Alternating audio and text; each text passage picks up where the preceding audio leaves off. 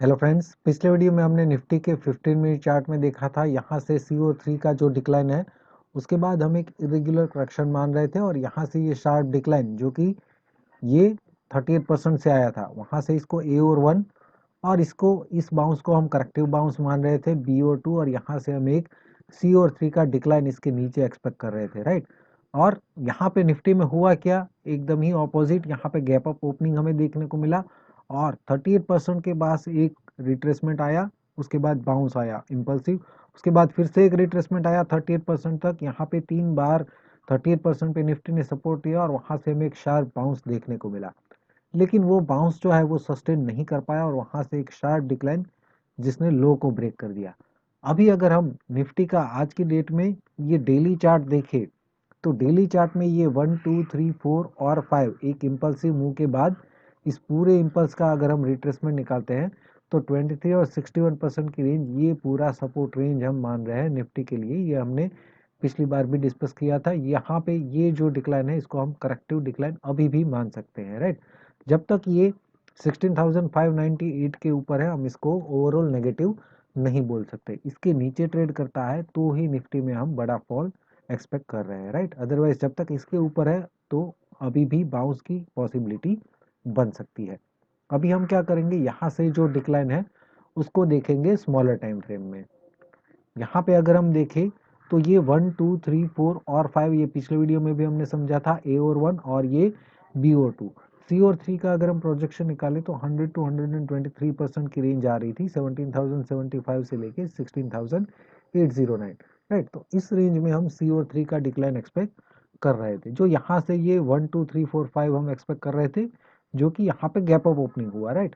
यहाँ पे 38% पे इसने सपोर्ट लिया, फिर बाउंस किया, लेकिन वो सस्टेन नहीं कर पाया और वहां से एक शार्प डिक्लाइन हमें देखने को मिला।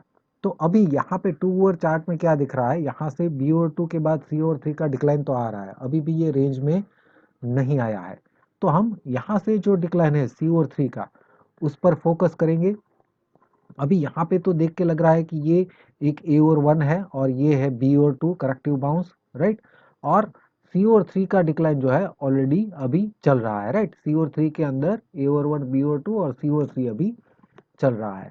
अभी हम क्या करेंगे, यहाँ पे ये A और 1 B और 2 और C और 3 का प्रोजेक्शन निकालेंगे और यहाँ से जो ओवरऑल C और 3 का डिक्लाइन है उसका रिट्रेसमेंट निकालेंगे 23 टू 38%। वहाँ पे 38% जो होगा वो हमारा अपसाइड ब्रेक इवन पॉइंट जिसको हम बोल सकते हैं। तो इसको अगर हम स्मॉलर टाइम फ्रेम में देखें तो वहां पे क्या दिख रहा है, ये A और 1 जैसा हमने डिस्कस किया, ये बाउंस जो है A B और C, यहाँ पे एक करेक्टिव बाउंस है, राइट।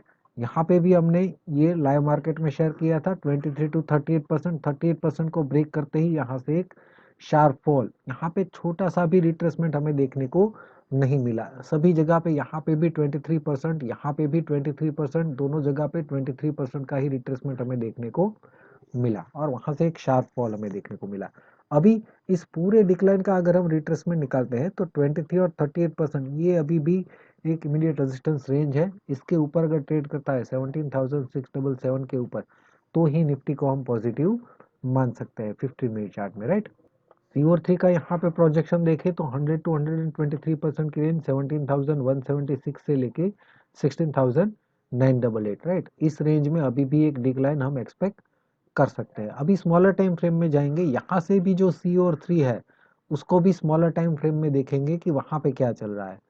ये निफ्टी का 3 मिनट चार्ट है। यहाँ पे अगर हम देखें तो ये डिक्लाइन में ये 1 2 जो कि 23% ही रिट्रेस हुआ, फिर उसके बाद इसके अंदर ये 3 4 और 5 और इसके बाद का जो रिट्रेसमेंट है इस पूरे डिक्लाइन का वो भी एग्जैक्टली यहाँ पे 23% ही रिट्रेस हुआ और उसके बाद जो डिक्लाइन हुआ वो यहाँ पे एक 3 वेव डिक्लाइन हमें लग रहा है, राइट। ये डिक्लाइन जो है इम्पल्सिव नहीं है, हालांकि ये 100% इसका अचीव हो चुका है। इस डिक्लाइन का यहाँ से अगर हम देखें तो ये 100% से ज़्यादा हो चुका है, लेकिन डिक्लाइन की अगर हम पैटर्न देखें तो ये इम्पल्सिव फिर करेक्टिव और यहाँ अगेन यहाँ से एक इम्पल्सिव, तो ये ABC टाइप का एक करेक्टिव डिक्लाइन लग रहा है। तो हो सकता है कि A और 1 ये यहाँ पे पूरा हुआ है, लेकिन B और 2 जो है यहाँ पे नहीं, बल्कि ये A और ये इरेग्युलर B और यहाँ पे जो वेव C जो है हो सकता है कि यहाँ पे या तो पूरा हो चुका है 3 वेव में या फिर यहाँ पे इस रेंज में ये पूरा हो सकता है। अगर 3 वेव में पूरा होता है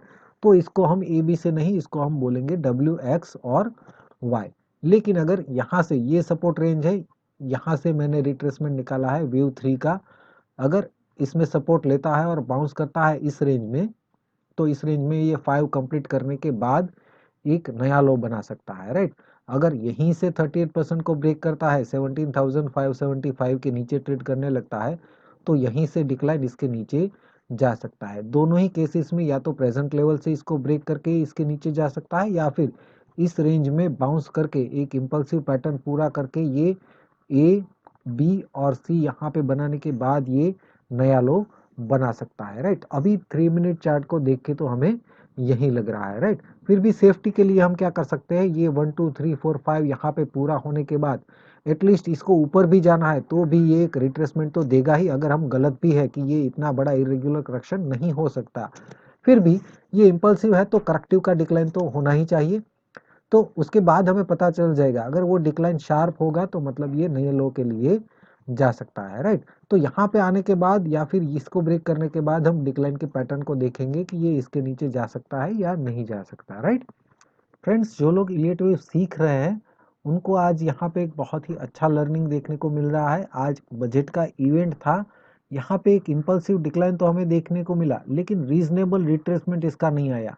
23% भी ये वैलिड ही है, लेकिन जनरली यहाँ पे हम 30 एटलीस्ट 38% के ऊपर या 50% के अराउंड एक रिट्रेसमेंट एक्सपेक्ट करते हैं।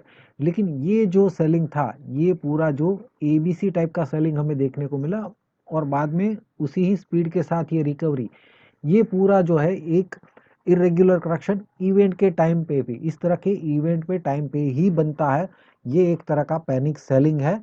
तो यहाँ पे ये रिट्रेस भी नहीं कर पाया और यहीं से एक पैनिक सेलिंग हमें देखने को मिल गया। मतलब ये ज़्यादातर लोग यहाँ पे नेगेटिव है, इस वजह से ये रिट्रेसमेंट अच्छी तरीके से हो भी नहीं पाया और यहाँ से एक इरेगुलर करेक्शन हमें देखने को मिला, राइट। तो इस तरह की पैटर्न सिर्फ और सिर्फ इवेंट में ही बनती है। अदरवाइज अगर नॉर्मल डे है तो यहाँ पे एक अच्छा खासा एबीसी टाइप का रिट्रेसमेंट हमें देखने को मिलता और उसके बाद जो है मार्केट कंटिन्यू करता, राइट। लेकिन क्योंकि आज इवेंट था और यहाँ पे ये बाउंस करने के बाद ये इतना फॉल किया था, तो उसके बाद ये पैनिक सेलिंग हमें देखने को मिला, राइट। तो ये आप नोट कीजिए कि इवेंट के टाइम पे जो है थोड़ा पोजीशन लाइट ही रखिए, क्योंकि इस तरह की एबनॉर्मल पैटर्न्स हमें इवेंट के टाइम पे देखने को मिल सकती है। बाकी आपको एक अच्छा इलियट वेव एनालिस्ट बन के ट्रेड करना है तो फिर चैनल को सब्सक्राइब कर लीजिए, ताकि इस तरह के एनालिसिस आपको रोज मिलती रहे। वीडियो देखने के लिए आपका बहुत बहुत शुक्रिया, धन्यवाद।